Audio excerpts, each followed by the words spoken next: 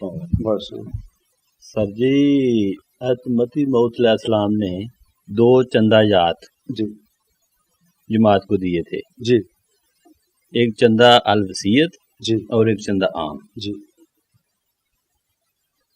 اور اس کے بعد چندے کی تعداد بڑھتی گئی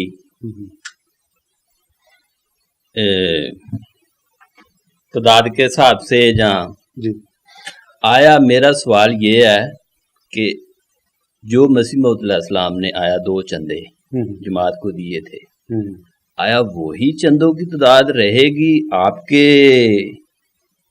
دور خلافت میں یا حالات کے حساب سے چندوں کی تعداد بڑھتی جائے گی؟ جیسے دوسری طرف وہ اپنی زبان میں کیا کہتے ہیں کہ توڑ تے لت رکھ کے چندہ لیا جاتا. جی ٹھیک ہے، سوال ختم ہو گیا. جی ٹھیک ہے، اور آپ اور کوئی سوال ہے تو کھڑے رہیں ادھر ہیں، نہیں اگر ایک ہی ہے تو پھر بیٹھ کے میں دیتا ہوں جواب. پہلی بات تو یہ ہے کہ عزیزم طاہرم آگے مجھے موقع ملا تو کچھ نے ریٹن مجھے سوال بھیجے ہوئے ہیں پہلے کے نا آئے ہوئے لوگوں کے سوال ہیں، وہ بھی میں انشاءاللہ جواب دوں گا. ان میں آپ کے سوال کا ویسے جواب آ جانا ہے، لیکن میں الگ آپ کو جواب دیتا ہوں کہ دیکھو میں نے وہ کاؤنٹ کیے ہیں چندے ان کے. حضرت مرزا صاحب سامنے اپنی واقعی ان کے 2 چندے تھے. ایک چندہ تھا عام مطلب کہ، لیکن انہوں نے کوئی شرح نہیں لگائی تھی. انہوں نے کہا تھا کہ جس کے پاس ایک پیسہ ہے وہ پیسہ دے دے، جس کے پاس ایک آنا ہے وہ آنا دے دے. کوئی پابندی نہیں ہے، لیکن دے ضرور، کیونکہ مہمان آتے ہیں، ان کا کھانا پینا لنگر ہے، کتابیں چھپوانی ہیں، یہ سارا کام ہے. تو ظاہر ہے کہ انہوں نے ایک معمور بندہ ہے، بعض اوقات وہ اس کی حالت اپنی نہیں ہوتی، اتنی کمزور ہوتی ہے، وہ کیا کرے، جماعت پھر تبلیغ کا کام نہیں چلتا. تو انہوں نے کہا تھا کہ ضرور تم اپنی حیثیت کے مطابق خود ہی فیصلہ کر لیا کرو، بتا دیا کرو کہ میں جی ایک پیسہ دے سکتا ہوں، پھر اس پر عمل کیا کرو. یہ تو ان کی بات ہے. دوسرا چندہ جو الوصیت تھا یہ ایڈیشنل اختیاری ہے، یہ کوئی ضروری نہیں ہے کہ ہر بندہ کرے، جس کا دل چاہے کر لے، جس کا دل نہ چاہے وہ نہ کرے. اپنی شوق کی بات ہے، قربانی کی بات ہے. حضرت مرزا صاحب صاحب کے زمانے میں یہ 2 چندے تھے. آج ان کی تعداد میرے خیال میں 48 ہو چکی ہے، 4 درجن ہو گئے ہیں. لیکن میں بتاتا ہوں آپ کو، اپنے سوال کی طرف آتا ہوں کہ ہمارے جماعتی مرزا اسلاف صاحب نے کوئی 48 چندے نہیں، صرف 2 ہی چندے ہیں جو مرزا صاحب نے لگائے تھے. چندہ عام جو ہے اس کا نام ہم نے رستگاری فنڈ کر دیا ہے. رستگاری فنڈ اس لیے کہ 48 چندوں سے لوگوں کی جان چھڑانے کے لیے ہم نے کچھ نہ کچھ تو کرنا ہے. یہ جلسے ہیں، یہ دوست آتے ہیں، ان کا خرچہ ہے، وہ سارا ایک بندہ کلا تو نہیں اٹھا سکتا. تو یہ سارے رستگاری فنڈ میں آ رہے ہیں. یہ مرزا صاحب نے جو لگایا تھا وہ ہے. دوسرا چندہ وصیت جو ہے مرزا صاحب نے شروع کیا ہے، میں اس کو ختم نہیں کر سکتا، میں تو ان کا غلام ہوں، ان کی پاؤں کی خاک ہوں. تو وہ بھی جاری ہے. جس کا دل چاہے اختیاری ہے، جس کا دل چاہے کرے، جس کا نہیں دل چاہتا تو آزاد ہے. ٹھیک ہے. تو سرے دست تو یہ چندے جماعتی احمدیہ میں چل رہے ہیں، اور اللہ نے مجھے توفیق دی، ایسے حالات پیدا ہو گئے جیسے کہ اللہ کا وعدے ہیں میرے ساتھ کامیابیوں کے، وہ ہو گئیں. اس کے بعد میں یہ چندہ رستگاری وغیرہ یہ میں ختم کر دینے. اس کے بعد میں چاہتا ہوں کہ جو اصل زکوٰۃ کا سسٹم ہے وہ ایک رکن ہے، ایک فرض ہے، میں نے لوگوں کو اس کی طرف لے کے آنا ہے بھی. وہ چلنا چاہیے جیسے کہ عاصم کے بعد یا اس زمانے میں چلتا ہے. کیونکہ اگر ہر انسان جو اس پر فرض ہے زکوٰۃ وہ دے، تو اس کے بعد پھر کسی جماعت کے کام چلانے کے لیے یا کسی حکومت کے کام چلانے کے لیے کوئی ضرورت ہی نہیں ہے کوئی اور ٹیکس ہم لگائیں. اتنا بڑا پیسہ ہو سکتا ہے اکٹھا کہ وہ سارے اخراجات سارے پورے ہو جائیں گے. تو ہمیں رستگاری فنڈ کی پھر ضرورت ہی نہیں ہے، ہم چھوڑ دیں گے. یہ ایک انٹرم ٹائم سمجھ لیں، یہ ایک عبوری دور ہے جس میں یہ رستگاری فنڈ ہے. آلٹرنیٹ ہے حضرت مرزا صاحب کے چندہ عام کا، اور اس کی کوئی شرح نہیں. جس سے انسان کے پاس ایک پیسہ ہے وہ پیسہ اپنا کہہ جی میں ایک پیسہ دے سکتا ہوں، ٹھیک ہے، وہ اللہ اس کو قبول کرے اور ہم بھی اس کا قبول کرتے ہیں. جس کے پاس کچھ زیادہ ہے تو وہ زیادہ دے دے، اللہ تعالیٰ اس کو اس کے مطابق جزا دے گا. ہم بھی اس کا قبول کریں گے، اللہ بھی اس کا قبول کرے گا، دعا بھی ہماری ہوگی. تو سر دست تو یہ ہے. لیکن جب حالات بدل گئے انشاءاللہ اس کے بعد تو پھر میں چاہتا ہوں کہ جو اصل فرض ہے آسم پر جو نازل ہوا ان کی شریعت جو ہے، میں چاہتا ہوں اس کی طرف آنا چاہوں. تو یہ چیزیں ہونی چاہیے. آج پوری 56-57 ملک ہیں اسلامی، اب دیکھیں وہ کیا ہو رہا ہے وہاں پہ، کتنے ٹیکس لگاتے ہیں، کیا سسٹم ہے وہاں پہ ان کا، یا کیا اسلامی یہ سعودی عرب کی مثال لیں، یہ کیا ہو رہا ہے ہمارے ساتھ. محمد صلی اللہ علیہ وسلم کے نام پہ وہ کہہ رہے ہیں مسلمان ہیں، کہاں مسلمانی گئی ان کی؟ کسی نے توجہ دی ہے اس بات پر؟ اصل میں وہ ذمہ دار ہی نہیں ہے اس بات کے کہ پاکستان میں تھوڑا ٹائم ضیاء الحق نے یہ باتیں کی، اس میں بھی کافی مسائل پیدا ہو گئے. وہ جو کلیکٹر نے ہیں وہ بھی بس بہت ساری چیزیں ہیں جو آ گئیں. تو انشاءاللہ تعالیٰ میرا عزم ہے کہ میں اپنی زندگی میں اللہ مجھے توفیق دے کہ میں اس چیز کو جاری کرنا ہے اور اس کو عملی طور پر اللہ تعالیٰ توفیق دے دکھانا ہے لوگوں کو، دنیا کو، کہ ہمیں ایک اور ٹیکس کی ضرورت نہیں ہے ایک مسلمان کنٹری کو. وہ اس زکوٰۃ سے سارے مسائل اس کے حل ہوں گے. اگر اس کو فوج رکھنی ہے اس کی بھی ضروریات پوری ہوں گی، سپاہ کی بھی ہوں گی، اور عہدیدار سارا مسئلے جو دین کے ہیں جو اخراجات ہوتے ہیں سارے پورے ہوں گے. لیکن شرط یہ ہے کہ ہر انسان اپنی ایمانداری کے ساتھ، اس میں اللہ اور بندے کا مسئلہ ہے، اس میں کوئی بندے کا ہے نہیں کہ وہ اپنا دروگا بنے، وہ اپنے اس کے مطابق جو شرع ہے اللہ اس کے رسول نے مقرر کر دی اس کے مطابق دے گا تو کوئی مسئلہ ہی نہیں ہے. تو انشاءاللہ تعالیٰ یہ چیزیں بدل جائیں گی انشاءاللہ تعالیٰ. اور امید ہے آپ کے سوال کا جواب ہو گیا ہوگا. اس کے بعد کوئی اور سوال پھر؟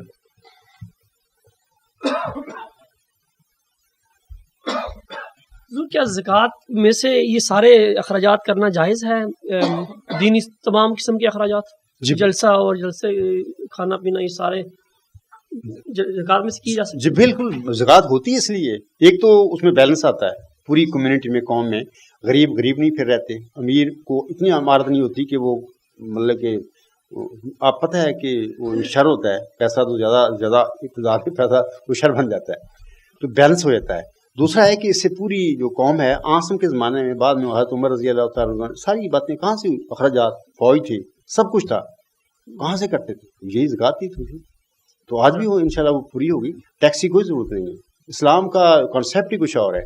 وہاں پہ کوئی ضرورت نہیں ہے کوئی ٹیکس لگاؤ. یہ ویسٹرن ڈیموکریسی ہے جو بھی ان کے ہیں یہ کرتے ہیں ان کا. تو الحمدللہ اسلام کو تو اللہ تعالیٰ نے ہر لحاظ سے مکمل کیا ہے. تو وہاں پہ ایک ایسا یہ فرض ہے جس کے ساتھ سارے معاملے حل ہو جاتے ہیں، اور یہ بالکل جائز ہیں. زکوٰۃ ہے ہی اس لیے غریب نہ رہے، اور جو حکومت ہے، جو سربراہ ہے یا خدا کا خلیفہ ہے، جو بھی ہے، اس کے جو سارے کام ہیں اس سے کام ہو جائیں، دینی اور حکومتی دونوں ہو جائیں. حکومت دین سے الگ نہیں پھر ہوتی، وہ اس میں آ جاتی ہے. ہاں یہ بات ہے.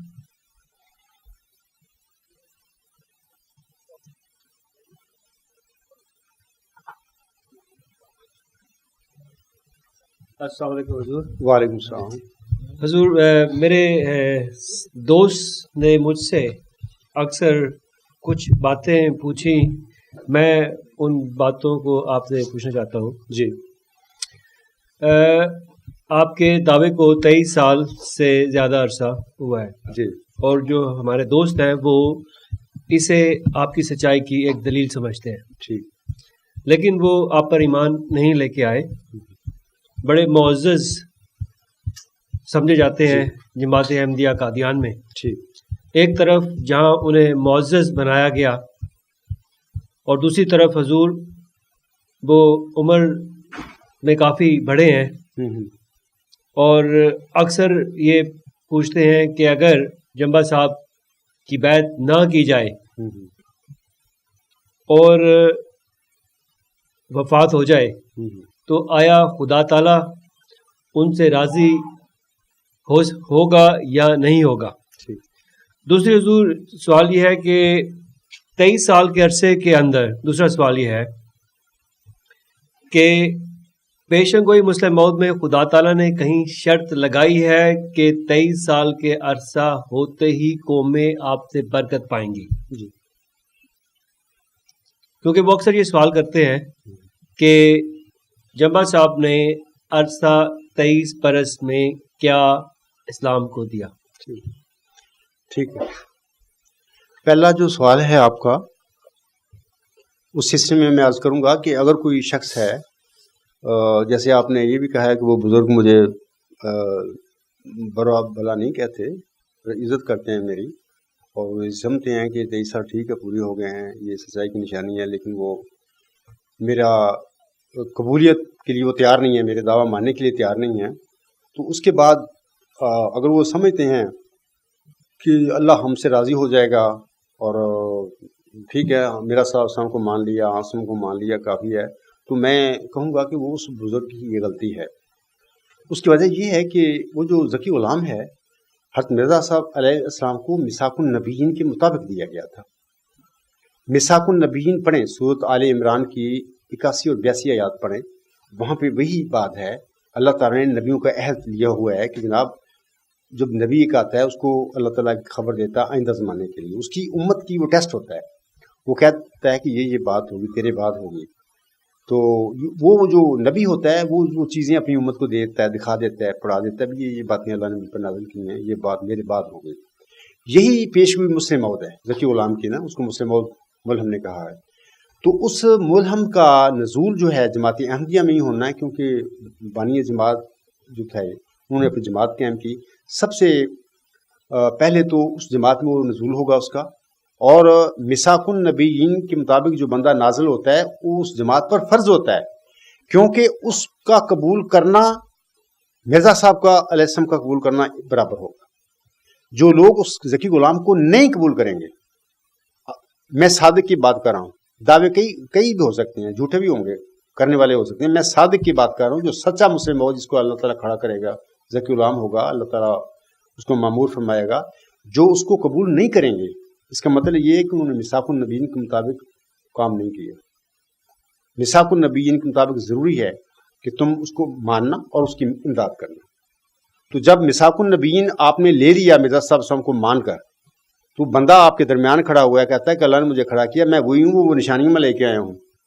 تو اگر آپ اس کی کو نہیں قبول کریں گے، اس کی مدد نہیں کریں گے، تو پھر یہ آپ مرنے کے بعد کیسے آپ اللہ تعالیٰ کو کہیں گے کہ جناب میرے تو کوئی قصور نہیں ہے. اللہ آپ سے پوچھے گا آپ نے مرزا صاحب السلام کو ماننا تھا، یہ پیشگوئی آپ کے پاگے تھی، میں نے بندہ کھڑا کیا تھا، میرا اللہ تعالیٰ نام لے گا کہ میں نے اس شخص کو بطور ذکی غلام کھڑا کیا تھا. آپ نے سنا ہوگا دعویٰ، جو بزرگ جس کی بات کر رہے ہیں وہ کہے گا جی میں نے سنا ہے، میں نے پڑھا ہے، تحقیق کی ہے، وہ ٹھیک تھے لیکن میں نے مانا نہیں. اللہ ان کہے گا کہ پھر وہ تو میثاق جو تھا اس کے مطابق وہ بندہ بھیجا گیا تھا، کیوں نہیں مانا آپ نے؟ اس کا مطلب یہ ہوا اس کا انکار دراصل مرزا صاحب علیہ السلام کا انکار تھا، اور مرزا صاحب السلام کا انکار دراصل محمد صلی اللہ علیہ وسلم کا انکار کرتا، کیونکہ مرزا صاحب اپنے پاس تھوڑا آ گئے، وہ بھی میثاق النبیین کے مطابق ہاں سب نے خبریں دی ہوئی تھی، تو وہ آئے ہیں. تو اس لیے میں یہ کہوں گا جو بھی بزرگ ہیں ان سے میں درخواست کروں گا کہ اگر تحقیق کر لیں اور مزید تسلی کریں اپنی، الحمدللہ ہر نشانی آپ میرے اندر پائیں گے، وہ صادق ہوں، میں سچا ہوں. اس کے بعد میثاق النبیین کے مطابق جو دنیا میں لوگ آتے ہیں ان کا ماننا ضروری ہوتا ہے. یہ ایک مذاق نہیں اللہ نے بنایا سارا، یہ بڑی سنجیدہ بات ہوتی ہے کہ ایک بندہ دنیا کے پلیٹ فارم پر کھڑا ہوتا ہے، اللہ کا نام لیتا ہے کہ میں صادق ہوں، اللہ نے مجھے کھڑا کیا ہے، تو اس کے دعوے کو نظر انداز کرنا اور پھر یہ دل میں رکھنا کہ نہیں کوئی ایسی بات نہیں، ہم ٹھیک ہے، اللہ ہم نے مرزا صاحب کو مانا ہوا، کیا مرزا صاحب کو جو جنہوں نے نہیں مانا امت مسلمہ وہ کہہ رہی ہے کہ جی ہم نے آسم کو مانا ہوا ہے، ہم حج کرتے ہیں، قرآن پڑھتے ہیں، نمازیں پڑھتی ہیں، بس ٹھیک ہے سارا کافی نہیں، کافی نہیں ہے. وہ مرزا صاحب سم کا انکار دراصل آسم کا انکار ہے. وہ حج نہیں اللہ دیکھے گا، ان کے جاؤ حج منہ پر مارے گا، ان کے وہ کہے گا کہ جو میں نے وہ بندہ کھڑا کیا تھا تم نے اس کی سچائی جان کر کیوں نہیں اس کو مانا. ایسی یہ بات ہوگی کہ اللہ تعالیٰ دیکھے گا ان لوگوں کو بھی، جی تم مرزا صاحب کو مانتے تھے، سارا کچھ کرتے تھے، کہ جب بندہ میثاق النبی ان کا جس کی پیشگوئی میں نے مرزا صاحب کو دی تھی اس نے وہ چھپائی نہیں تھی، وہ دیکھ گیا تھا تمہیں، تمہارے پاس تھی. جب میں نے اس نشانیوں کے ساتھ ایک بندہ بھیجا دنیا میں اور تم نے پایا بھی اس کو صادق، تم نے اس کو قبول کیوں نہیں کیا؟ یہ ایک جرم ہوگا ان کا. اللہ تعالیٰ کو کسی کی نمازوں کی ضرورت نہیں ہے، حجوں کی ضرورت نہیں ہے، اور سارے منہ پر مارے گا، جاؤ لے جاؤ بھاگ جاؤ. تو پھر کیا ہوگا؟ میں سورۃ زمر کی پڑھیں، آخری آیات ہیں ایک دو، اس میں اللہ تعالیٰ فرماتا ہے کہ جب فیصلے ہو جائیں گے جنت والے وہ جنت کی طرف چلے جائیں گے اور جو جہنمی ہوں گے وہ جہنم کی طرف ان کو دھکیل کے لے جایا جائے گا، بلکہ جنتیوں کو بھی دھکیل کے لے جائے گا. ان کو پتہ ہوگا بھی ابھی باہر ہیں یہاں جنت میں، پتہ نہیں کیا بنے گا ہمارا. مسئلہ یہ ہے کہ جو جنتی ہوں گے ان پر جو فرشتے کھڑے ہوں گے ان کو سلام بھیجیں گے، پھر تم پر سلامتی ہو، تم بڑی اچھی جگہ پر آئے ہو. جو جہنم میں جانے والے ہوں گے کھڑے سارے، ان کو وہاں پر وہ جو جانے والے ہیں وہ کہیں گے، سوال کریں گے کہ جناب ہماری اس سے کوئی جان چھوٹ سکتی ہے جہنم سے، کوئی ایسا کوئی، ان جو دروغوں سے کہیں گے، فرشتوں سے جو جہنم کے ہوں گے، ان سے وہ یہ نہیں کہیں گے کہ آپ نے نمازیں کم پڑھی تھیں یار، غلطی کی آپ نے، حج کیوں نہیں کیے، روزے کیوں نہیں کیے. ایک سوال وہ کہیں گے کہ تم میں سے، تمہاری قوم میں سے کوئی رسول تمہاری طرف آیا تھا؟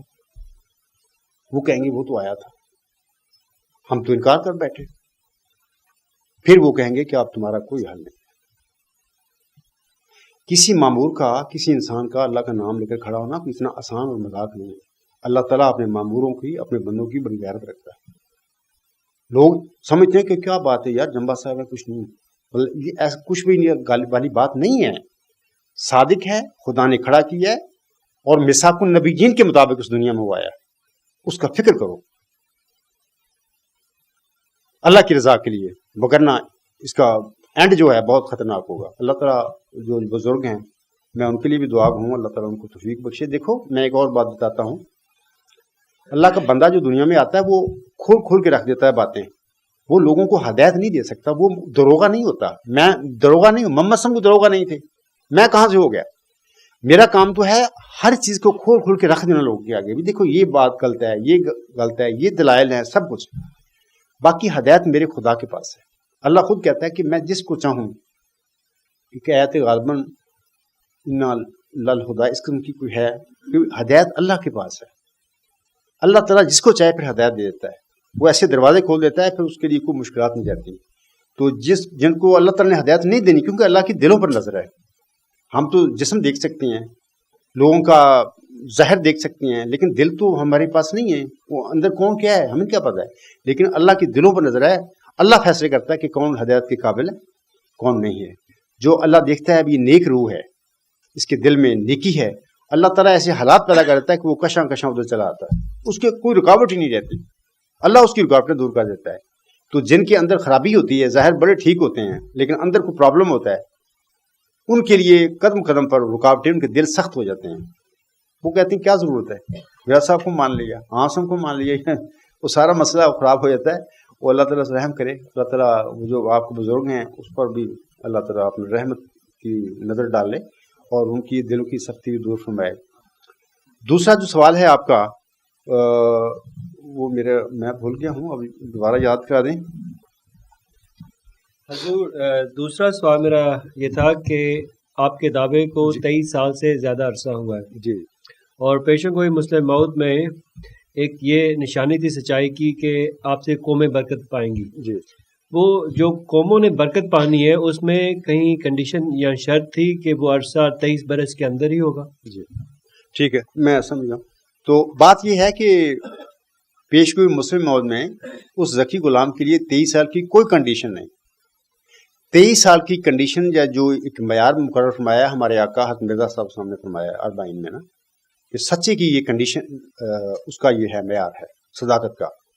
قوموں کے برکت پانے کا 23 سال کا کوئی معیار وہاں پہ اس میں پیش گوئی میں نہیں ہے. لیکن یہ یاد رکھیں کہ وہ بندہ یہ سب کام ہوں گے اس کی زندگی میں، تب اپنے نفسی نقطہ آسمان کی طرف اٹھایا جائے گا.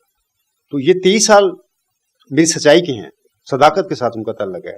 لیکن قوموں کے برکت پانے کا 23 سال کے ساتھ کوئی تعلق نہیں ہے. لیکن یہ یاد رکھیں کہ انشاءاللہ میری زندگی میں اللہ تعالیٰ یہ سب کام کرے گا. وہ خود کرنے والا وہ خود کرے گا. تو انشاءاللہ تعالیٰ وہ باتیں ساری پوری ہوں گی انشاءاللہ تعالیٰ. تو تب میرا نفسی نقطہ آسمان کی طرف مجھے اٹھایا جائے گا.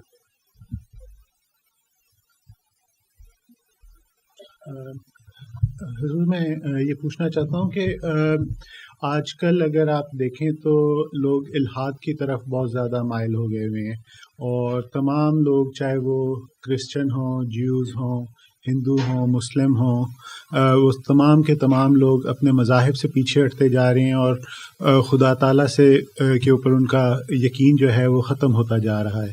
تو جو آپ کا نیکی خدا ہے کا نظریہ ہے، کیا وہ ان الحاد پسند لوگوں کو واپس خدا کی طرف لانے میں بھی مدد کرے گا؟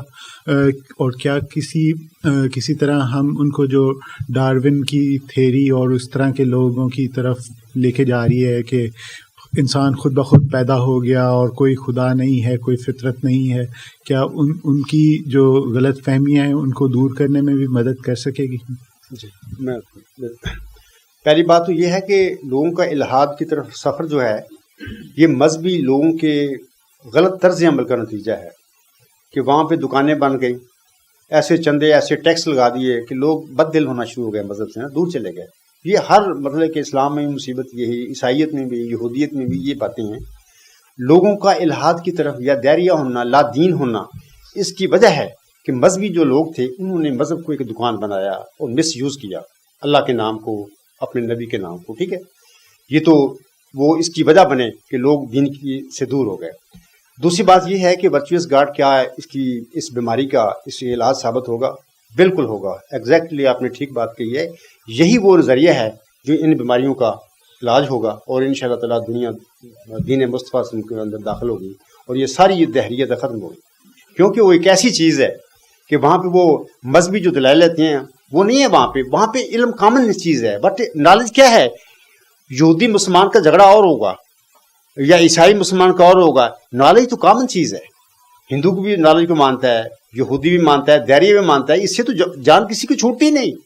تو ان شاء اللہ تعالیٰ دین مصطفیٰ صلی اللہ علیہ وسلم کا جھنڈا اسی دنیا علم میں آنے والا ایک غلام جو ہے، جس کا وعدہ ہے آسم نے دیا ہے اور میرا سب سم نے دیا ہے، وہ دنیا علم حکمت میں اگاڑے گا. تو اس کے بعد کوئی چارہ نہیں رہے گا کسی یہودی کے پاس، کسی عیسائی کے پاس، کسی دیریہ کے پاس کہ وہ اس علم سے فرار کر حاصل کرے. وہ آئے گا انشاءاللہ تعالیٰ. اور میں کبھی یقین رکھتا ہوں کہ یہی وہ اعلیٰ انتہائی ہماری نظریہ ہے جو دین مصطفیٰ کے غلبے کا وجہ بننے والا ہے انشاءاللہ. مجھ سے زیادہ کام نہیں ہوا کیونکہ میں نے ابھی پہلے بتا دیا کہ زیادہ تر میں نے وقت لگا دیا ادھر ہی. لیکن میں سمجھتا ہوں اب ان کمیونٹی میں جو میری جماعت ہے اس میں بڑی اتمام حجت ہو چکی ہے. اب میں نے صحیح ادھر ڈائریکٹ پہ سفر شروع کر رہا ہوں. انشاءاللہ دعا بھی کرنا اللہ تعالیٰ میرے ایسے حالات پیدا کر دے کہ زیادہ کام، مشکل کام میرے لیے آسان ہو جائے اور میں تھوڑے ٹائم میں زیادہ کام کر سکوں. تو انشاءاللہ اس جلسے کے بعد یہ سلسلہ بھی شروع ہو جائے گا. تو انشاءاللہ امید رکھیں کہ دنیا اسلام جو ہے یا دین اسلام جو ہے اس کا غلبہ علم کی دنیا، علم کے ہتھیاروں کے ساتھ ہوگا. تبلیغوں سے نہیں ہوگا کہ مربی تیار کر رہے ہیں تو عیسائیوں سے کچھ بھی نہیں بنے گا. کچھ بھی نہیں بنا. یہ علمی جو بم ہیں وہ یہ ایٹم بموں کو ٹھنڈی کر دے گا انشاءاللہ تعالیٰ. ہوگا ایسے ہی ہوگا. تو بس دعا کریں اللہ تعالیٰ ہمیں توفیق دے اس کا. حضور آپ کی اجازت سے 2 سوال مجھے موصول ہوئے ہیں ہماری بہن عذرا صاحبہ کی طرف سے جو کینیڈا میں بہت ہی فعال خادمہ ہیں. جی تو اگر آپ اجازت دیں تو میں آپ کو یہ سنا دوں. جی بالکل. ایک اور سوال اگر ٹائم ملا تو حضور سے پوچھ لیں. وہ یہ ہے کہ لوگ بعض دفعہ تبلیغ کرتے ہیں تو لوگ پوچھتے ہیں کہ آپ غیر احمدیوں کو اور اپنے جماعت سے باہر کے لوگوں کو کیوں نہیں تبلیغ کرتے، دوسروں کو نہیں کرتے.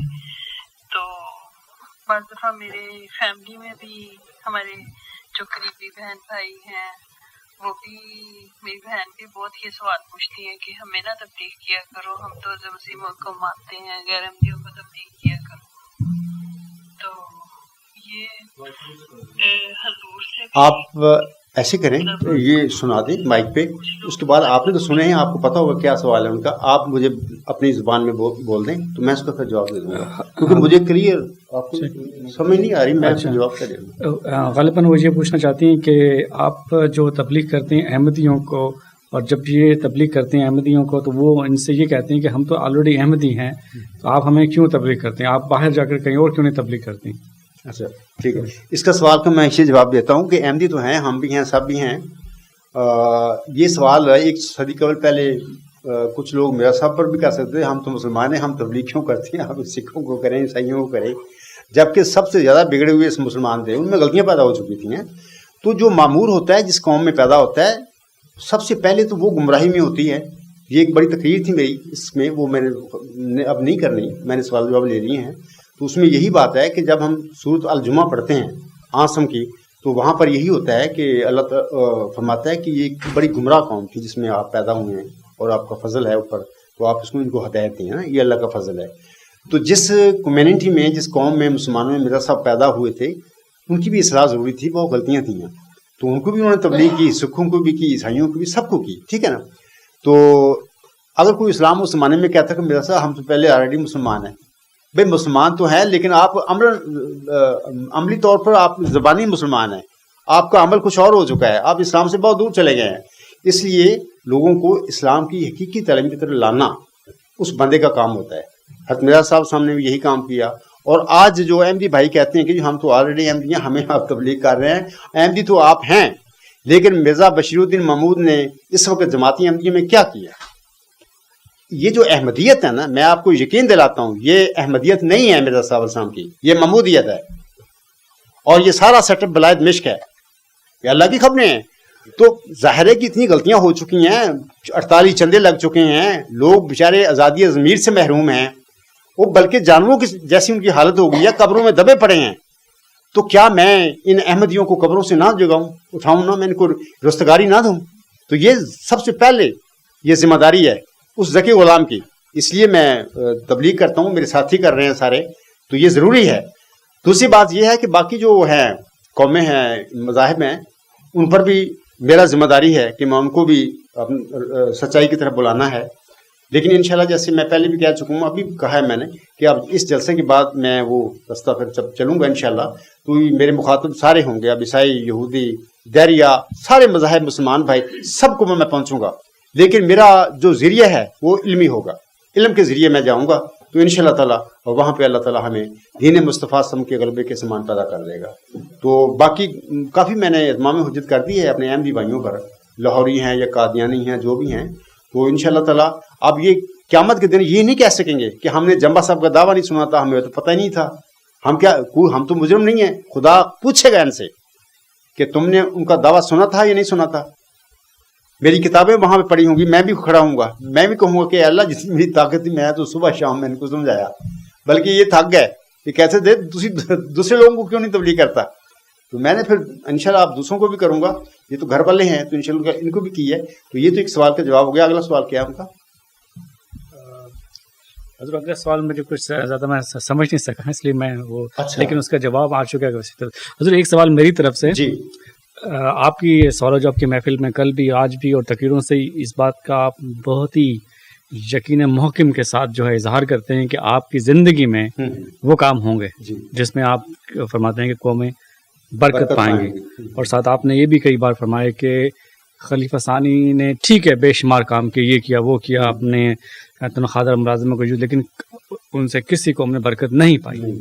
تو یہ حضور یقین محکم جو ہے کہاں سے آتا ہے؟ یہ میں مجھے اتنا یقین دیا گیا خدا کی طرف سے, آپ تصور نہیں کر سکتے اس بات کا کہ میں کیوں کھڑا ہوں ڈٹ کے. یہ طاقت خدا دیتا ہے.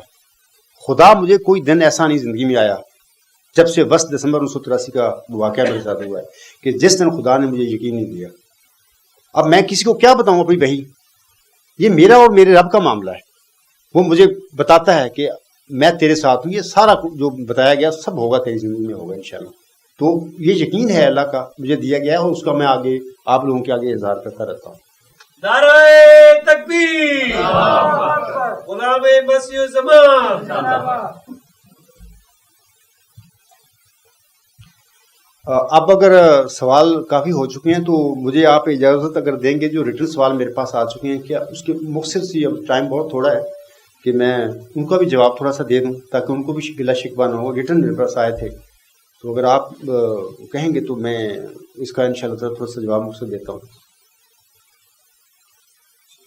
میں دوں اگر آپ سمجھتے ہیں کہ کافی سوالوں کے جواب آپ کے میں نے دے دیے ہیں, اب میں دیتا ہوں. ٹھیک ہے, یہ میں تھوڑا سا بہت مختصر میں جواب دوں گا ان کے, کیونکہ وقت بہت تھوڑا ہے. یہ جو ڈاکٹر عامر صاحب ادھر آؤ, یہ اس کو پڑھیں. یہ سوال ہیں وہ خالد عارف نے بھیجے ہوئے ہیں, تو یہ پڑھیں آپ, تو میں جواب پھر دیتا جاتا ہوں.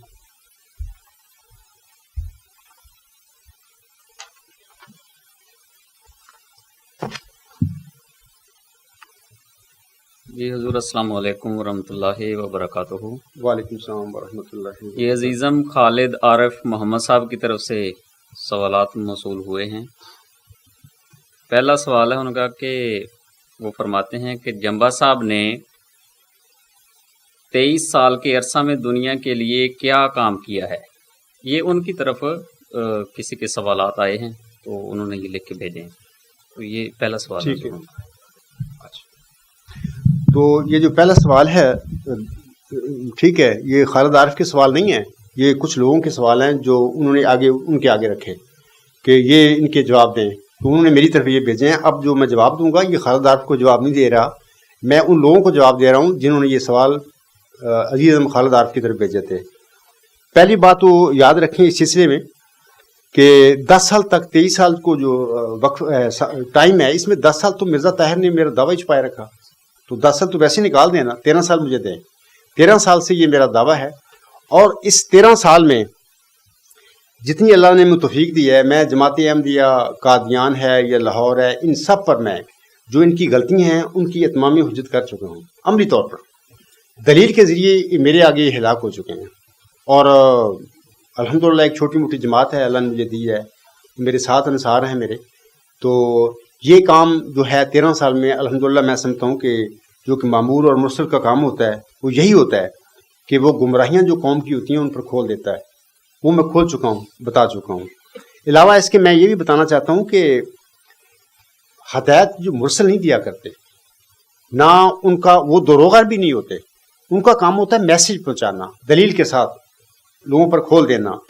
تو ویسے بھی ایک مرسل کی سچائی جو قرآن نے بیان کی ہے وہ یہی ہے کہ بار بار اللہ تعالیٰ فرماتا ہے وما کانا اکثرہم مومنین, یعنی بہت کم لوگ ہوتے ہیں جو ایمان لاتے ہیں. ایک دوسری جگہ پر اللہ تعالیٰ فرماتا ہے فَقَلِيلًا مَا يُؤْمِنُونَ, بہت تھوڑے لوگ ہوتے ہیں جو ایمان لاتے ہیں. یہ میرا مسئلہ نہیں ہے, یہ ہر مرسل جو دنیا میں آیا سے پہلے آئے اس ساروں کے ساتھ یہی سلوک ہوا. بہت قلیل تعداد میں لوگ ہوتے ہیں سچے اور کھڑے لوگ ہوتے ہیں, بتکی لوگ ہوتے ہیں جو اس پر ایمان لاتے ہیں. باقی سب دنیا دار لوگ ہوتے ہیں, ویسے مذہبی ہوتے ہیں اپنے زمانے میں, تو نام کا مذہب ہوتا ہے. تو یہ سمجھیں کہ میں نے الحمدللہ جو اتمام حجت کر دی ہے ان پر, جماعت احمدیہ قادیان پر بھی, لاہور پر بھی, وہ ان کی گمراہیاں ان پر میں نے کھول دی ہیں. علاوہ اس کے میں آپ کو بتاتا ہوں کہ سقراط جو ہے اپنے ایک زمانے میں انہوں نے ورچوئز نالج کے مفہوم میں یا اس نظریہ میں ایک کنسیپٹ دیا تھا, اور یہ ایک پہیلی ہے. اس کا میں ایک اور سوال ہے انہوں نے کیا ہوا, اس کے جب باری آئے گی تو میں جواب دوں گا. یہ اس پہیلی کو بھی اللہ تعالیٰ نے مجھ پر کھولا اور میں نے اس کی ڈسکلوجر کی ہے اور لوگوں کو بتایا اس کی حقیقت کیا ہے. اگلا سوال پڑھیں. جی حضور, ان کا دوسرا سوال ہے کہ جمبا صاحب نے کیا اس شہر میں حجت تمام کی ہے جہاں وہ رہتے ہیں؟ اس سلسلے میں گزارش کرتا ہوں جواباً کہ کیل شہر میں میں 23 سال سے رہائش پذیر ہوں, اور احمدی اور غیر احمدی بھائی جو سارے ہیں مجھے جانتے ہیں. ان لوگوں سے میری راتیں گزری, ان کے ساتھ دن گزرے, شامیں صبح گزری, اور الحمدللہ ایک ایسا نمونہ ان کو ملا میرا, اور وہ جانتے ہیں. بلکہ میں تو اعلانیہ دعویٰ تو میرا 13 سال کا ہے, 10 سال تو میرا طاہر صاحب نے چھپائی رکھا. بعض احمدیوں نے مجھے بتایا, یہ وہ احمدی ہیں جن کو میرے دعوے کا پتہ نہیں تھا. مجھے تو پتہ تھا میرے دعوے کا, لیکن وہ ان میں رہ رہا تھا. انہوں نے مجھے کہا کہ غیر احمدی یہ کہتے ہیں کہ کیل میں ہم نے مرزا صاحب کی تعلیم پر چلنے والا ایک بندہ پایا. یہ ان کی اسٹیٹ احمدی جو اب میرے مخالف بھی ہیں کیمپ میں بیٹھے ہوئے, وہ کہتے ہیں کہ وہ عبدالغفار جمبا ہے جس کی میں نے مرزا صاحب کی تعلیم یا قرآن کی تعلیم ہم نے اس میں دیکھی ہے. علاوہ اس کے میں میرے دروازے جو ہیں نا ہر بندے کے لیے, کیل کا جو بندہ ہے وہ کھلے ہیں. میں نے ان سے مقاطعہ اخراج میرا نہیں مسئلہ, اگر انہوں نے چھوڑا ہے تو انہوں نے چھوڑ دیا مجھے. میرے گھر کے دروازے آج بھی ان کے لیے کھلا ہیں, اور میں کہتا ہوں کہ اگر کسی کیل کے احمدی کو سوال ہو میرے پاس آئے, مجھے کہے. کوئی ایک احمدی کیل کا ایک بھی نہیں ہوگا جس نے مجھے کہا ہوگا جمبا صاحب ادھر آئیں, میرے گھر آئیں, یہ میرا سوال ہے, اور میں نے نہ کی ہو. اچھا, اس کے باوجود اگر انہوں نے جماعت کے حکم پر میرا اب مقاطعہ کیا, بولنا, تو اس میں میرا قصور نہیں ہے. تو وہ مجھ سے بھاگ گئے. بھاگنے والے تو خود مجرم ہیں, وہ قصوروار میں, اس میں میرا قصور نہیں ہے. علاوہ اس کے میں آپ لوگوں کو بتاتا ہوں کہ کیل میں جو لوگ ہیں جن میں میرا یہ ٹائم گزرا ہے 30 سال کا, ان کے رشتہ داروں جو دوسرے ممالک میں رہتے ہیں, بعض ایسے لوگ ہیں, انہوں نے ان لوگوں سے پوچھا میرے متعلق کہ جمبا صاحب تمہارے شہر میں رہتے ہیں, تمہارے دوست ہیں, آپ نے کیسا پایا اس بندے کو. وہ لوگ جو آج میرے مخالف کیمپ میں ہیں, میرا نہیں بولتے مجھ سے, انہوں نے میرے دعوے کی سچائی یا میری ذات کی سچائی کی گواہیاں دیں. انہوں نے کہا کہ جناب اپنا اس شخص میں اب تک ہم نے کوئی جھوٹ نہیں دیکھا, یہ بندہ بالکل غلط, کوئی ایسی چیز پائی نہیں ہم نے اس میں. اس کے نتیجے میں پھر وہ لوگ جو ہیں جو پوچھنے والے ہیں وہ ایمان لے آئے, وہ میری جماعت میں ہیں. اچھا, انہوں نے یہ بھی سوال بھی کیا کہ اگر وہ اتنا سچا بندہ ہے تو تم نے کیوں نہیں مانا. انہوں نے آگے سے جواب دیا کہ یہ ہماری دنیاوی مجبوریاں ہیں. تو وہ اپنا اس دنیاوی مجبوریوں کی وجہ سے وہ بیٹھے ہوئے ہیں ادھر. باقی وہ سمجھتے ہیں کہ عبدالغفار بالکل حق پہ ہے. میں سمجھتا ہوں اس سے بڑی اتمام حجت میری کیل شہر پر کیا ہو سکتی ہے. تو یہ اتمام حجت ہے. تو بس اللہ تعالیٰ سے دعا ہے کہ کیل والوں کو بھی سمجھ دے اللہ, اور اپنا قدم آگے بڑھائیں. کوئی سوال ہے تو مجھ سے پوچھیں, میرے دروازے کھلے ہیں ان کے لیے, تو اللہ تعالیٰ ان کو توفیق دے. آگے حضور ان کی طرف جو تیسرا سوال آیا ہے وہ ہے جمبا صاحب کی جماعت میں کون سا نظام ہے یا کیسے کام کرتا ہے؟ ٹھیک ہے، اس سلسلے میں میں جواباً گزارش کروں گا کہ مختلف ممالک میں عمرا اور دیگر عہدیدار ہماری جماعت کے کام کرتے ہیں. بعض کا انتخاب ہوتا ہے اور بعض کو میں ڈائریکٹ براہ راست ان کو نامزد بھی کر دیتا ہوں، اور ہمارا کام چل رہا ہے جماعت کا الحمدللہ بڑی اچھا چل رہا ہے. علاوہ اس کے میں بتانا چاہتا ہوں کہ ہمارا جو نظام ہے وہی نظام ہے جو قرآن کریم نے پیش کیا ہے. دین میں کوئی جبر نہیں، ہمارے کوئی جبر نہیں. ہم ہر بندے کو سوال کا حق دیتے ہیں اور ہر بندے کا حق ہے. دیکھو پوری جماعت احمدیہ میں 100 سال کوئی عدالت نہیں. آپ خود سوچو کہ اتنا بڑا جبر کسی انسان کو جاتی ہو جائے، وہ کدھر جائے بیچارہ. میں اپنی مثال دیتا ہوں. میں نے خلیفہ صاحب کے آگے 2 سوال رکھے، کتاب سے بھیجے، وہ میرے پر سب تو میں اگر عدالت ہوتی، جج ہوتے ان کا، وہ جاندار جیسے کہ خلفائے راشدین کے زمانے میں عدالتیں تھیں، تو میں ان کے آگے لے کے جاتا. یہ کیس ہے، یہ میرے ساتھ یہ زیادتی ہو رہی ہے، تو اس کا فیصلہ ہوتا. 100 سال میں ہمیں مطلب کہ ہم پر ڈکٹیٹ کیا گیا بغیر کسی انصاف کے، اور کوئی عدالت نہیں، کچھ بھی نہیں ہے. تو ہماری جماعت میں کوئی ایسی بات نہیں ہے. ہر انسان کو حق ہے سوال کرے، میں اس کا جواب دوں گا، میرے ساتھی دیں گے. دین میں کوئی جبر نہیں ہے. تو یہ باتیں ہیں. باقی دوسرا یہ بھی یاد رکھیں کہ جماعت احمدیہ جو ہے مرزا صاحب صاحب کی، اس میں 2 چندوں سے 48 کر دیے. ہم نے وہ سارے چندے ختم کر دیے. ہمارے وہی مرزا صاحب صاحب کے 2 چندے ہیں، ایک چندہ عام ہے، ایک چندہ وصیت ہے، وہی ہے. اور اس میں بھی چندہ وصیت اختیاری ہے، جس کا چاہے وہ کرے، جس کا چاہے دل چاہے نہ کرے. اور دوسرا چندہ عام جو ہے، جیسے مرزا صاحب نے فرمایا تھا کہ اس کی کوئی شرح نہیں ہے، لیکن آپ دین کی خدمت کے لیے کچھ نہ کچھ اپنے آپ پر کریں. تو وہ بھی میں چاہتا ہوں کہ وہ بڑے میرے ساتھ جو ساتھی ہیں سارے الحمدللہ اس کام میں، اس قربانی میں بہت آگے ہیں. اور مجھے ضرورت ہی نہیں آج تک پڑی کہ میں پیسے کے معاملے میں، خرچات کے معاملے میں کوئی ایسا تنگی آئی ہو. وہ جتنی مجھے 10 روپے کی ضرورت ہے، وہ مجھے 50 دے دیتے ہیں، بلکہ کوئی جبر نہیں ہے. تو یہ چیزیں باتیں ہیں جماعت کی.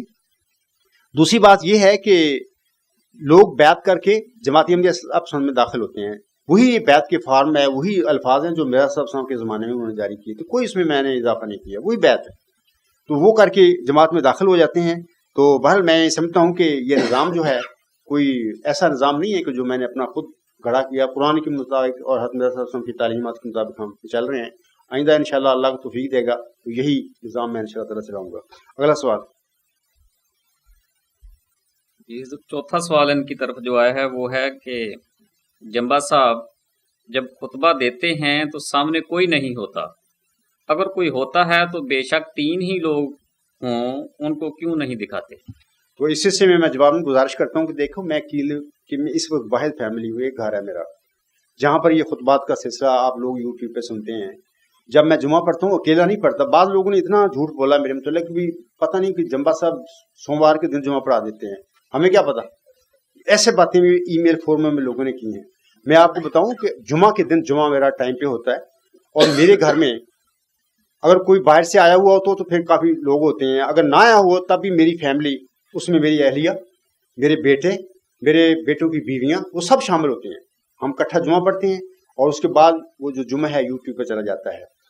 باقی یہ کہ میں 3 ہی بندوں کو دکھاؤں. میں اسی سے میں بتاتا ہوں کہ دیکھو میری بیوی ہے، میری بہویں ہیں ساری، کیا میں ان کو دکھاؤں؟ کیا یہ طریقہ ٹھیک ہے؟ کیا جماعت احمدیہ قادیان جو عورتیں دکھاتے ہیں وہاں پہ؟ جب میرے بیٹی ہیں، 3 بیٹے ہیں، ایک بیٹا تو مشکل ادھر ہوتا ہے، ٹبنگن میں ہوتا ہے، وہ پڑھ رہا، 2 ادھر ہوتے ہیں. تو دوسری بات یہ ہے کہ بچوں کو تو میں دکھا سکتا ہوں، لیکن عورتوں کو کیا دکھاؤں؟ یہ سوال ہی غلط ہے. تیسری بات یہ یاد رکھیں کہ ابھی ہماری جماعت کی تخم ریزی ہو رہی ہے. ہم ابتدائی سٹیج پر ہیں. ہمارے پاس وہ اپریٹس نہیں ہے جو جماعت احمدیہ قادیان کے پاس ہے، جنہوں نے 48 چندے لگا کے مال اکٹھا کیا ہے. ہم تو مال نہیں اکٹھا کرتے، نہ ہم غریب جماعت ہے. ہمارے پاس جو ذرائع ہیں اس کے مطابق صرف یہ ہے کہ میرے بچے جو میں خطبہ دیتا ہوں وہ اس کا ریکارڈ کر لیتے ہیں، اور میں کھڑا دے رہا ہوتا ہوں خطبہ تو وہ ریکارڈنگ ہو جاتی ہے. اتنا اپریٹس نہیں ہے پیچیدہ کہ کئی کیمرے ہوں، وہ دیکھ رہے ہوں، کوئی دکھا رہا ہے، کچھ دکھا رہا ہے. یہ مسائل ہے، ہمارے ابتدائی سٹیج پہ ہیں ہم لوگ. جب اللہ تعالیٰ ہمیں توفیق دے گا اور اللہ تعالیٰ ہمیں انصار دے گا اور جماعت بڑھے گی اور ہمارے وسائل بھی بڑھ جائیں گے تو انشاءاللہ لوگ میرے مقتدیوں کو بھی دیکھیں گے. تو پھر وقت یہ ہے کہ میں ایک فیملی ہوں ادھر کیل میں، تو اس کی اہل و عیال اس کے ساتھ ہوتے ہیں، تو آپ اس پر بلیو کریں. کوئی ایسے نہیں ہوتا کہ میں سوموار والے دن کو میں جمعہ پڑھا رہا ہوں، ایسی کوئی بات نہیں ہے. اللہ کو آپ نے جان دینی ہے، ایسے جھوٹ نہ بولا کریں. تو یہ ٹھٹھا تمسکر ہوتا ہے، یہ اس سے بچیں. تو یہ بات ہے.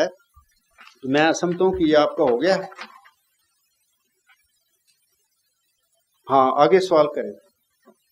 جی حضور، ان کا 5واں سوال ہے کہ جمبا صاحب کے پیروکار بہت غلیظ زبان بولتے ہیں، کیا ان کی یہ تربیت کی ہے؟ میں یہ جو سوال ہے اس سلسلے میں گزارش کروں گا آپ لوگوں کے آگے.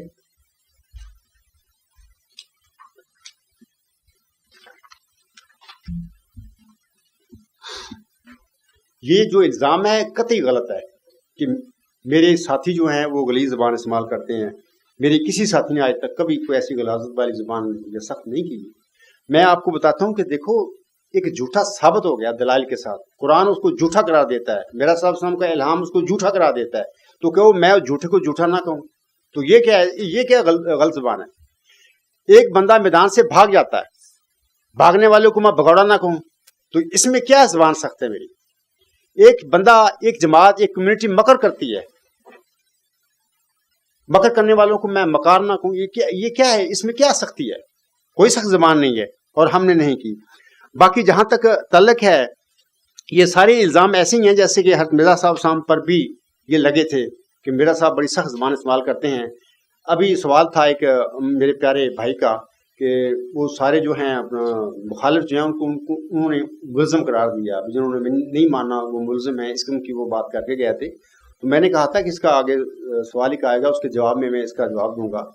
تو اب میں بتاتا ہوں کہ یہ جو الزام مجھ پر لگ رہے ہیں نا کہ جمبا صاحب کے پیروکار بہت غلیظ زبان استعمال بولتے ہیں، کیا ان کی یہ تربیت ہوئی ہے؟ یا یہ جو میں کہتا ہوں کہ جو میرے دعوے کی طرف وجہ نہیں کرے گا، اس عاجز کا دعویٰ میثاق النبیین کے مطابق ہے، تو یقیناً وہ جواب دہ ہے. یہی بات میرا صاحب سامنے کہی تھی، الفاظ ذرا ڈفرینٹ ہے. اچھا اب میں آپ لوگوں کو بتاتا ہوں کہ اگر میرا صاحب سامنے جو لینگویج استعمال کی تھی، کیوں کی تھی سخت زبان؟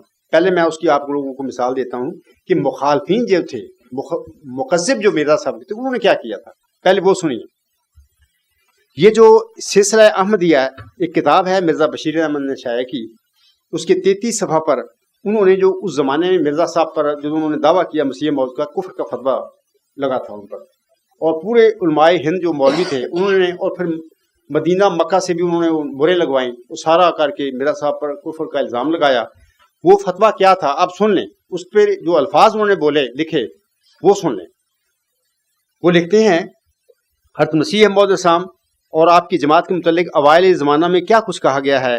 علماء اسلام نے، جس میں بڑے بڑے چوٹی کے علماء شامل تھے، آپ کے متعلق لکھا کہ مرزا قادیانی ان 30 دجالوں میں سے ایک ہے. نعوذ باللہ من ذالک کر کے نقل کفر نہ باشد. میں اس لیے بڑی دکھ سے ساتھ یہ پڑھ رہا ہوں الفاظ، ورنہ میرا بڑا دکھ ہوتا ہے کہ جب میں یہ پڑھ رہا ہوں کہ مخالفین نے کیا کہا تھا مرزا صاحب السلام کو. مرزا قادیانی نعوذ باللہ من ذالک ان 30 دجالوں میں سے ایک ہے جن کی خبر حدیث میں وارد ہے، اور اس کی پیراؤ ضروریت دجال ہیں. مسلمانوں کو چاہیے کہ ایسے دجال کذاب سے احتراز اختیار کریں اور اس سے وہ دینی معاملات نہ کریں جو اہل اسلام میں بہم ہونے چاہیے. نہ ان کی صحبت اختیار کریں، نہ اس کی دعوت قبول کریں، نہ اس کے پیچھے اقتداء کریں، نہ اس کی نماز جنازہ پڑھیں. وہ اور اس کے جیسے لوگ دین کے چور ہیں اور دجالین کذابین ملعون شیاطین ہیں. معاذ اللہ اس کذاب قادیانی کے کفر میں کوئی شک نہیں. وہ قطن کافر اور مرتد ہے. وہ بڑا بھاری دجال ہے. وہ دائرہ اسلام سے خارج اور ملحد اور زندیق ہے. وہ کافر ہے اور بد کردار، بدترین خلائق اور خدا کا دشمن. جو اس کے گمراہ ہونے میں شک کرے وہ بھی ویسا ہی گمراہ ہے. وہ کافر بلکہ اکفر ہے. اس قادیانی کے چوزے ہنود و نصارہ کے مخنث ہیں. وہ اس شیطان سے زیادہ گمراہ ہے جو اس سے کھیل رہا ہے. اس کو مسلمانوں کی قبروں میں دفن نہ کیا جائے. یہ ملحد قادیانی اشد المرتدین اور عجیب کافر اور منافق لاسانی ہے. وہ نبیوں کا دشمن ہے اور خدا اس کا دشمن ہے. وہ مسیح تو نہیں، البتہ مسیح اسود انسی اور مسلمہ کذاب ہے. اس پر شیطان مسلط ہے جو اس سے یہ بکواس کرا رہا ہے. آگے ہے کہ جو شخص قادیانی کے موافق عقیدہ رکھتا ہے وہ بھی مردود ہے. مرزا قادیانی، یہ قادیانی قاف سے نہیں لکھ رہے، یہ کاف سے لکھ رہے ہیں، یہ سمجھانا آپ کہ ان کا مطلب کیا ہے. مرزا قادیانی دجال اور مضل بلکہ دجاجلہ کا راس الرئیس ہے. ان کی عورتوں کے نکاح باقی نہیں رہے، جو چاہے ان سے نکاح کر سکتا ہے. اب خود اندازہ کریں کہ یہ زبان اس زمانے کے مکفر اور مکذب مولویوں کی تھی، اس شخص سے متعلق. سامعین کرام دیکھ لیں اور سن لیا آپ لوگوں نے کہ مخالفین نے حضرت مرزا صاحب علیہ السلام اور آپ کے پیروکاروں کے متعلق کتنی گندی زبان استعمال کی ہے اس فتویٰ میں. مرزا بشیر احمد نے یہ جو الفاظ لکھے ہیں اس میں اس سے زیادہ گندے الفاظ تھے، وہ انہوں نے کاٹ دیے، وہ انہوں نے لکھے نہیں، میں چھوڑے ہوئے ہیں. جو انہوں نے لکھے ہیں میں نے پڑھ کے سنا، ابھی اس سے بھی گندی زبان انہوں نے استعمال کی. بعد ازاں تنگ آمد بجنگ آمد کے محاورے کے مطابق حضرت مرزا صاحب السلام نے بھی مخالفین کے لیے سخت الفاظ استعمال فرمائے تھے. یہ میں آپ کو پہلے مخالفین کے سنائیں گے لفظ، اور جو غلیظ اس سے بھی زیادہ تھے وہ انہوں نے لکھی نہیں، میں نے پڑھی نہیں. تو یہ جو آپ نے سنے ہیں ان کی وجہ سے تنگ آ کر پھر مرزا صاحب السلام نے بھی پھر اپنا ٹھیک ہے، ان کو بھی حق تھا، پھر اتنی زیادہ مجھے کر رہے ہو. تو انہوں نے پھر کیا کہا مخالفین کے متعلق، عام مسلمانوں کے متعلق نہیں یہ بات انہوں نے پھر کی. جو مکذب تھے، تکذیب کرنے والے اور مکفر تھے، کفر کا فتویٰ میرا صاحب پر ان کے متعلق یہ سخت لفظ انہوں نے استعمال کیے. اب وہ سن لیں، میں سناتا ہوں آپ لوگوں کو.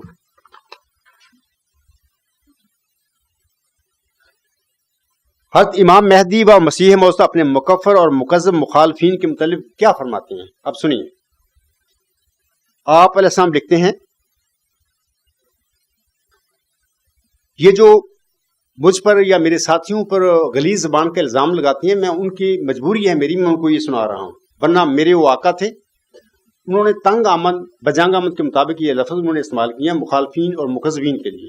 تو میرا دل نہیں چاہتا کہ میں پڑھوں، لیکن مسئلہ یہ ہے کہ بلا وجہ مجھ پر اور میرے ساتھیوں پر بھی یہ جھوٹے الزام لگ رہے ہیں، اس لیے میری مجبوری ہے اور میں الزامی طور پر یہ الفاظ آپ پڑھوں گا، ورنہ میرا دل جانتا ہے کہ میری دکھ والی باتیں ہیں، میں نہیں پڑھنا چاہتا. لیکن آپ سنیے.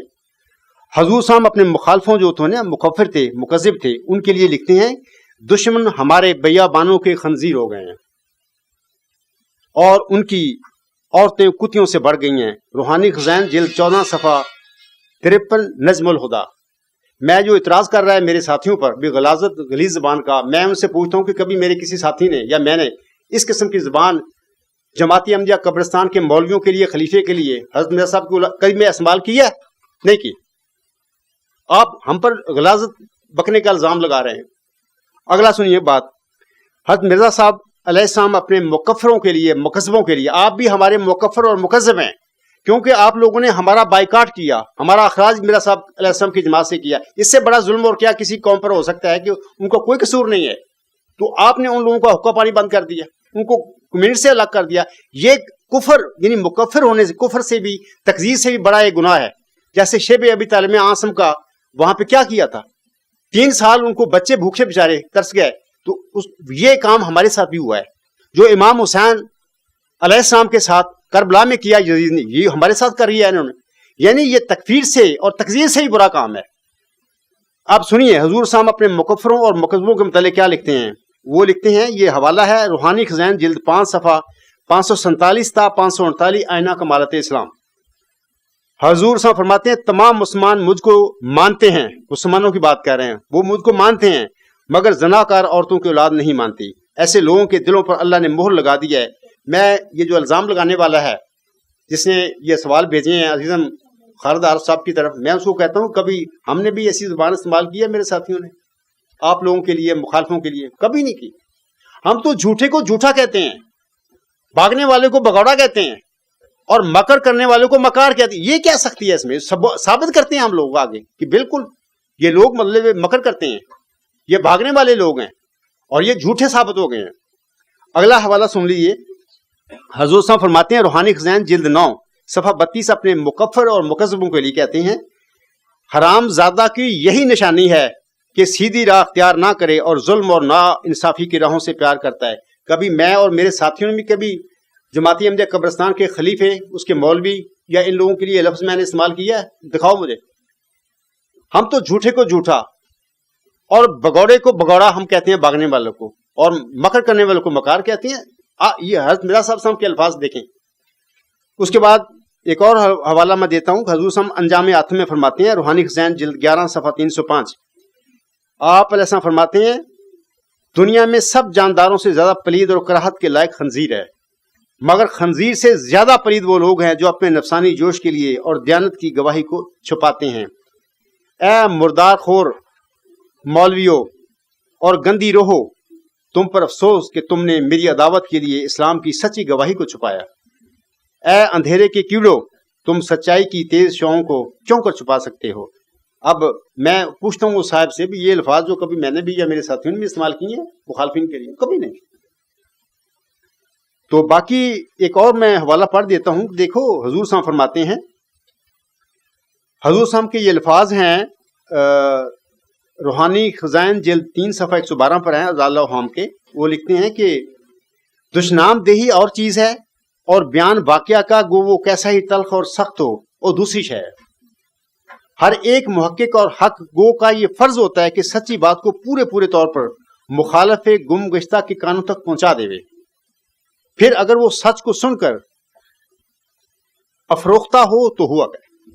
اب میں سچی باتیں بتا رہا ہوں, میرے ساتھی بتاتے ہیں کہ جناب تم گمراہ ہو چکے ہو. پیشوی مسلم موت کے حوالے سے میں یہ کہتا ہوں کہ وہ ذکی غلام مرزا صاحب صاحب کے گھر میں پیدا ہی نہیں ہوا, ان کا بیٹا کیسے مسلم موت ہو گیا ذکی غلام, یہ ثابت کرتا ہوں. اور یہ نظام ہے غلط ہے, اس کا اسلام سے کوئی تعلق نہیں ہے, دین میں کوئی جبر نہیں, ان کی الف ہی جبر سے شروع ہوتی ہے. اور علاوہ اس کے ٹیکس 48 چندے لگائے ہوئے ہیں, جبکہ مرزا صاحب کی تعلیم ہی نہیں ہے کہ تم ایسا لوگوں کو لوٹو.